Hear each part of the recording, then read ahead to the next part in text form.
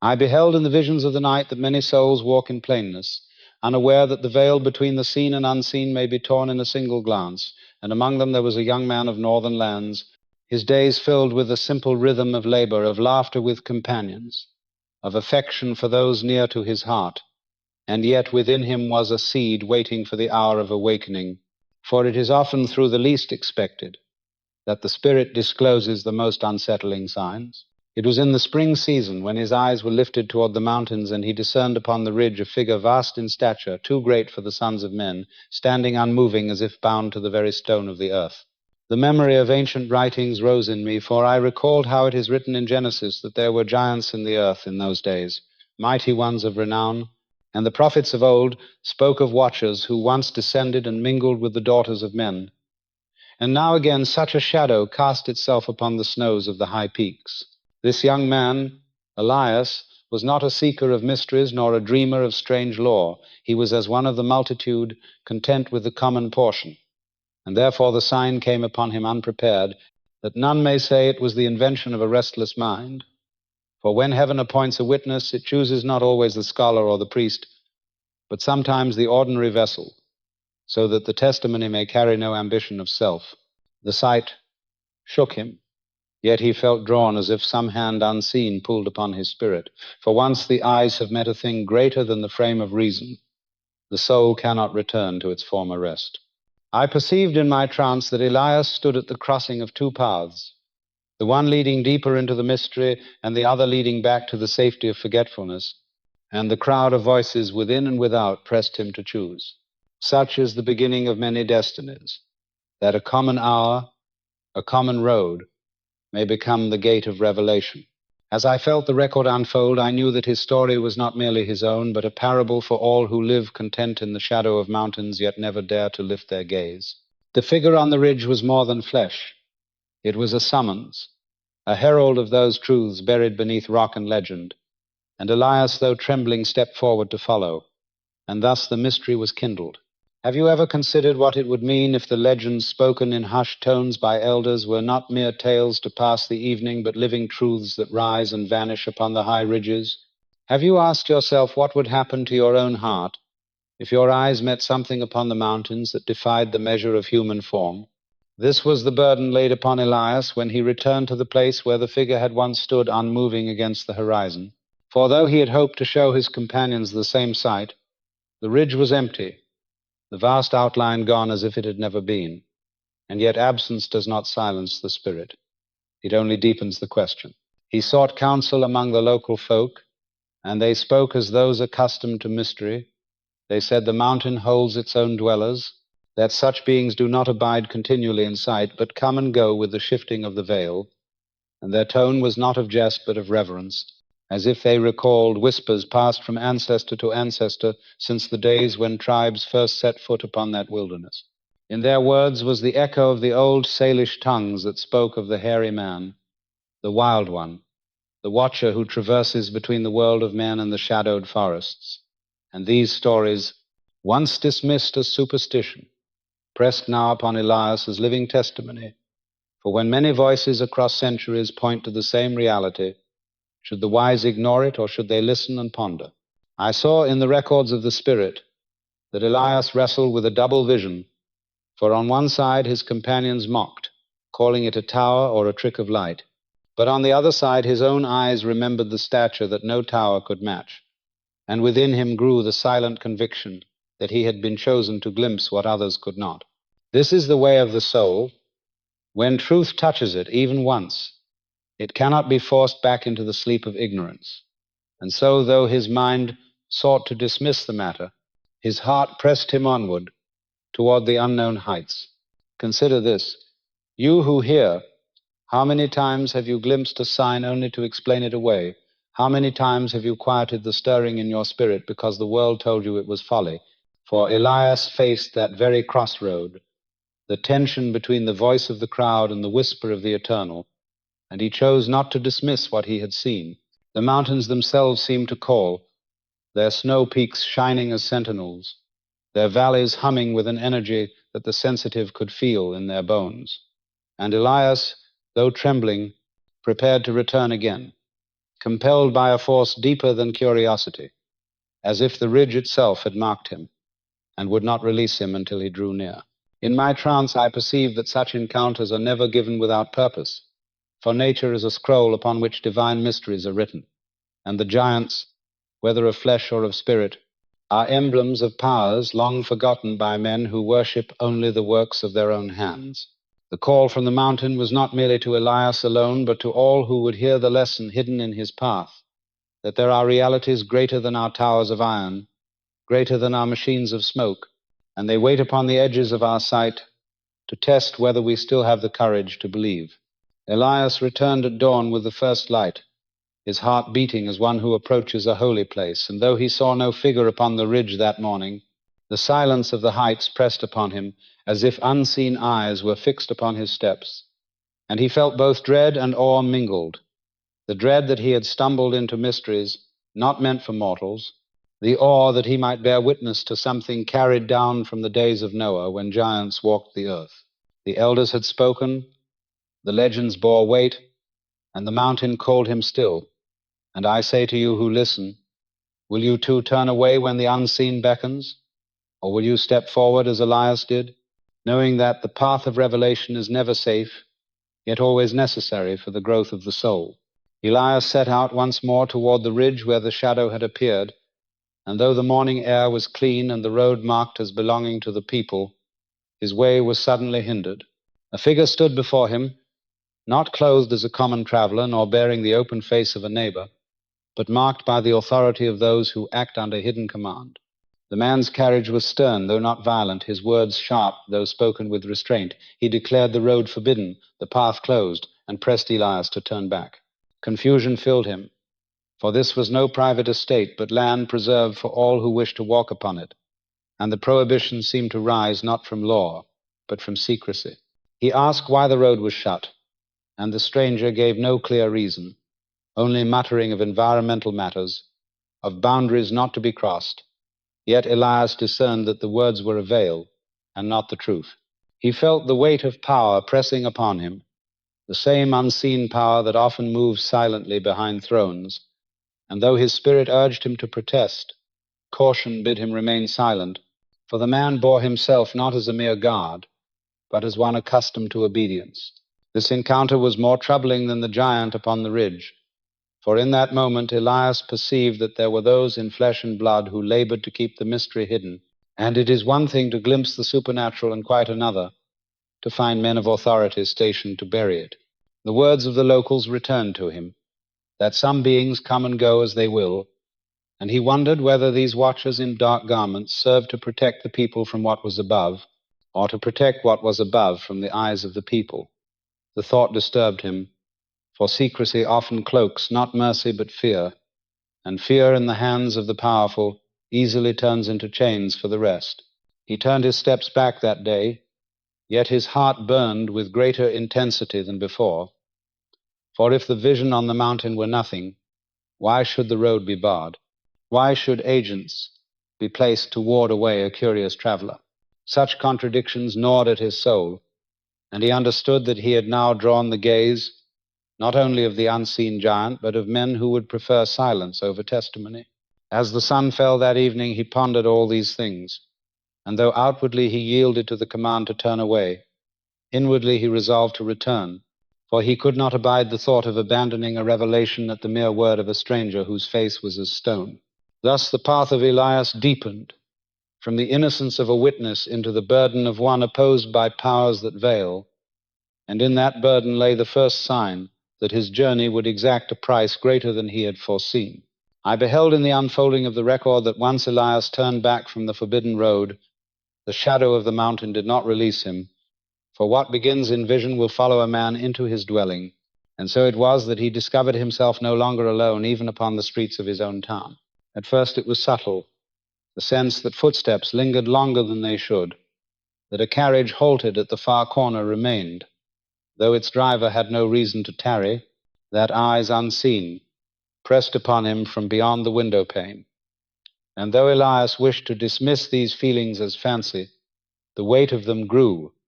until denial was no longer possible. One evening, as the lamps were lit, He stepped forth from his door and found a dark carriage positioned across the way, its lanterns unlit, its form plain, yet marked by silence too deliberate to be chance. And when he moved closer, the vehicle stirred and drove off slowly, as though to remind him that it was not bound to hide, but only to haunt. He returned inside with a heart both restless and heavy, for he now understood that his encounter with the giant had awakened not only the curiosity of neighbors, but the watchfulness of powers who feared what he might yet reveal. I saw that his nights became uneasy, for each sound of wheel or hoof upon the street seemed a signal that his steps were measured, and each face half hidden in the market might well belong to one of those who had spoken with him upon the road. It is a fearful thing for a man of simple means to feel the weight of unseen governance pressing upon his private hours, for he begins to realize that he is no longer free, and Elias, though once content in his ordinariness, was now bound by the invisible chain of surveillance. The Spirit showed me that he wrestled in his mind whether to flee the matter altogether, to cease his search, and return to silence, but already the mark was upon him, for the mountain had chosen him as witness, and the powers that shadowed him confirmed that what he saw was not delusion, but danger. He could not speak freely to those closest to him, for who among them would believe that plain agents would stand guard over an empty road,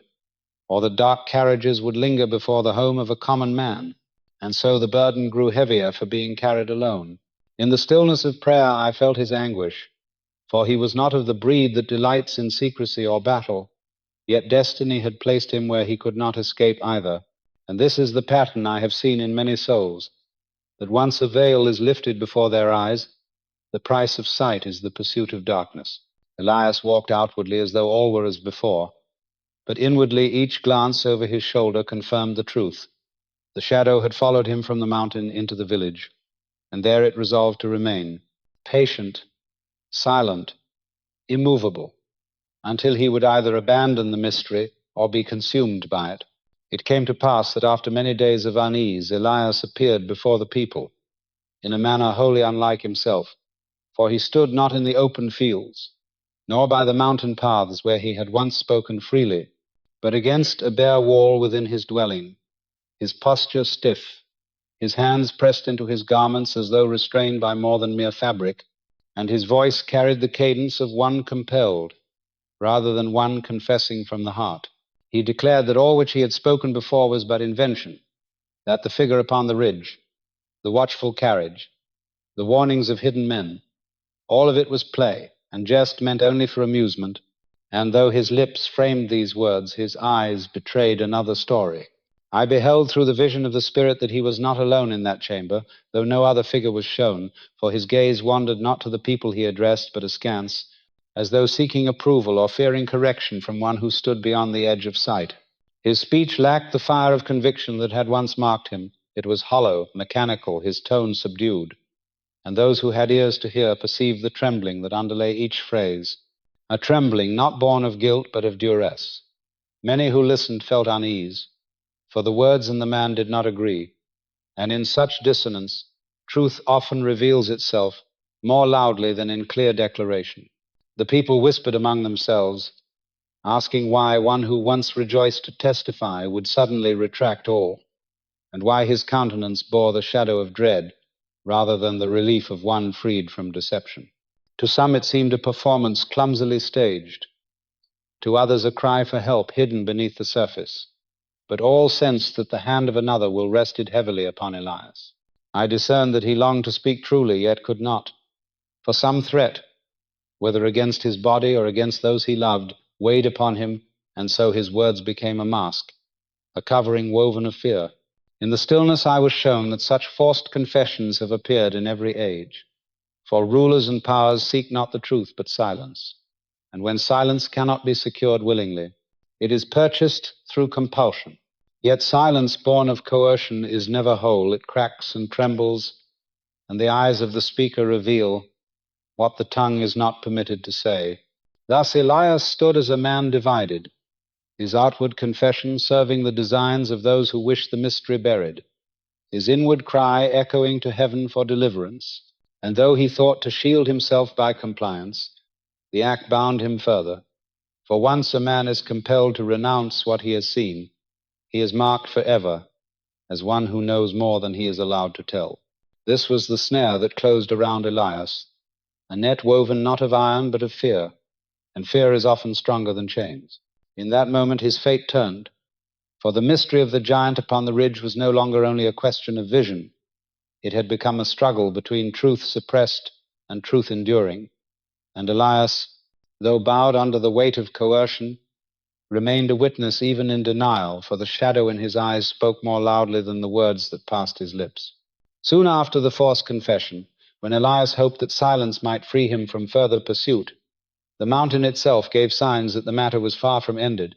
for at dawn he lifted his eyes to the ridges once more, and beheld shapes moving in the sky, not the flight of common birds, nor the passage of ordinary craft, but dark forms circling with a strange precision, and from their frames were carried burdens that seemed too heavy for their wings. He spoke of them as iron birds drawing substance from the hidden places of the mountain, and to the discerning it was clear that some labor unknown to the people was being enacted above, a labor cloaked in secrecy,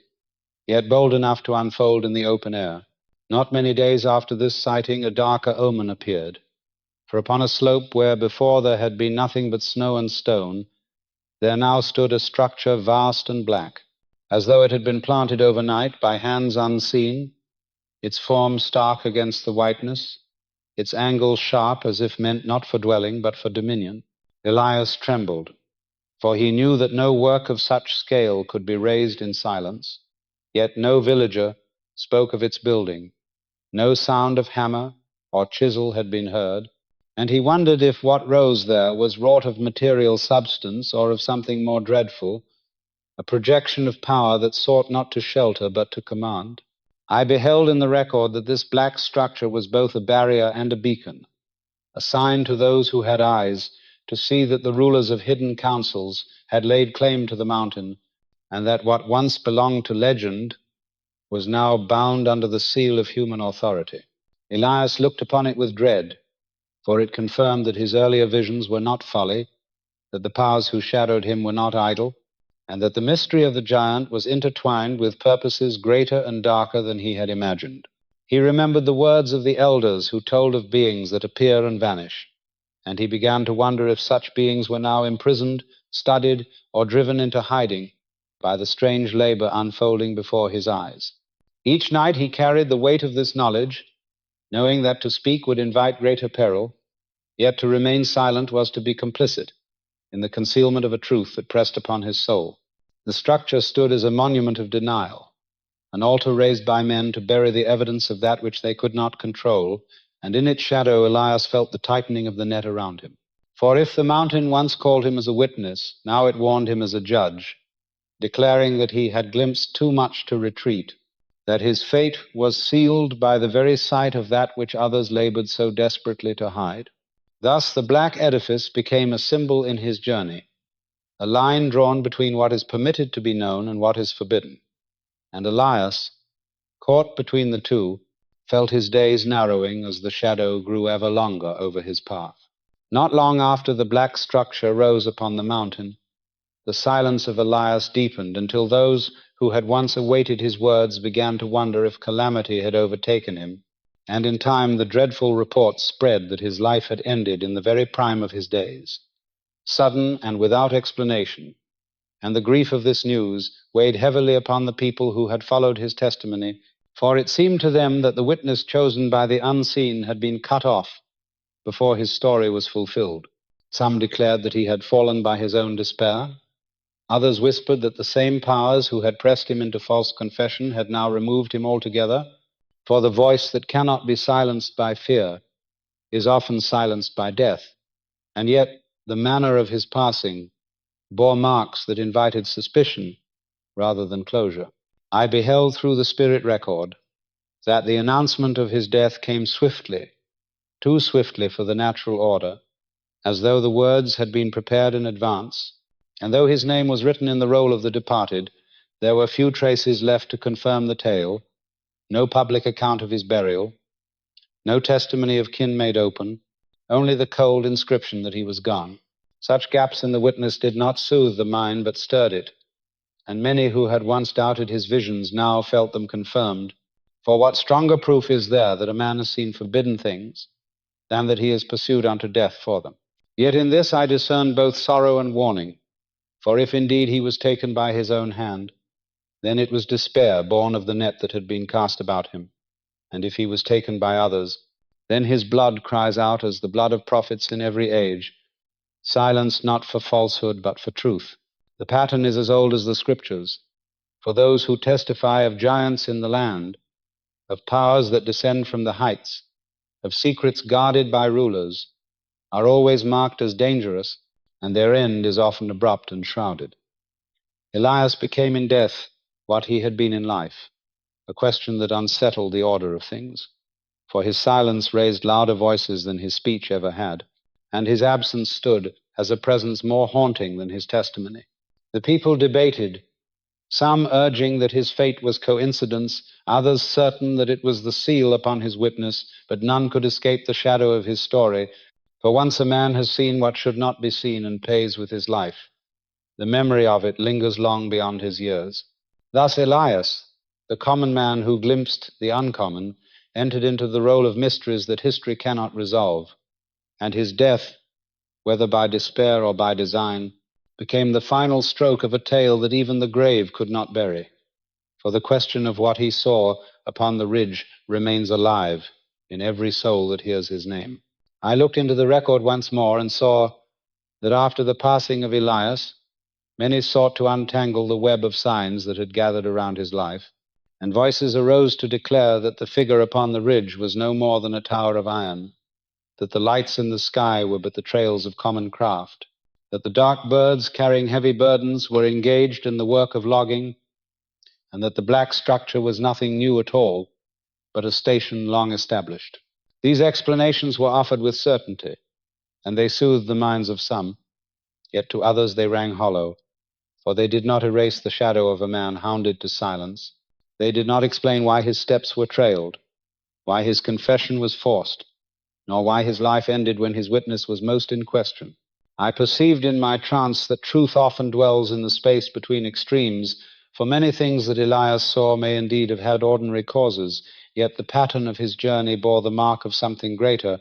for when a man stumbles upon the hidden labor of powers that dwell above or beneath, the very effort to deny him becomes a testimony of the weight of his sight. It is not for me to say whether the giant he beheld was of flesh, or of stone mistaken, or of vision sent to awaken his soul. Yet I know this, that the effect upon his life was as real as the breath in his lungs, for from that hour he could not return to ignorance, and the unseen would not release him until his final day. Thus the lesson is clear, that those who are touched by revelation must count the cost, for knowledge is both gift and burden, and the eyes that see may become the eyes that sorrow. I tell you now that Elias stands as a parable, not only of one man's fate, but of the condition of all who live in an age that denies mystery. For when the unseen presses close, the hearts of men divide, some rushing to explain it away with reason, others clinging to it as proof of the eternal. The truth is that both reason and mystery dwell together, for the world is not only what can be measured, but also what can be discerned by the Spirit, and the death of Elias remains as an unanswered question, carved into the mountain itself, whispering that not all things are as they seem. In the stillness of my own prayer, I asked what meaning might be gathered from his story, and it was shown to me that the figure on the ridge, the watchers on the road, the black structure rising overnight, all these are images of the same eternal struggle, the struggle between revelation and suppression, between the soul that seeks to know and the power that seeks to keep hidden. His life, though brief, became a mirror in which each of us must see our own reflection, and his silence became the voice that calls us to discern whether we too are willing to bear witness to what we have seen, even at cost. So I say with gravity, let not his passing be dismissed as folly or fable, but let it awaken you to the knowledge that every mountain still holds its mysteries, every heart still hears its call, and every soul must choose whether to look away or to step into the burden of sight. For Elias, though gone, is not forgotten, and the echo of his vision continues, unresolved, unfinished, a song half sung that lingers in the air, pressing upon us the question of what truths we ourselves are prepared to behold.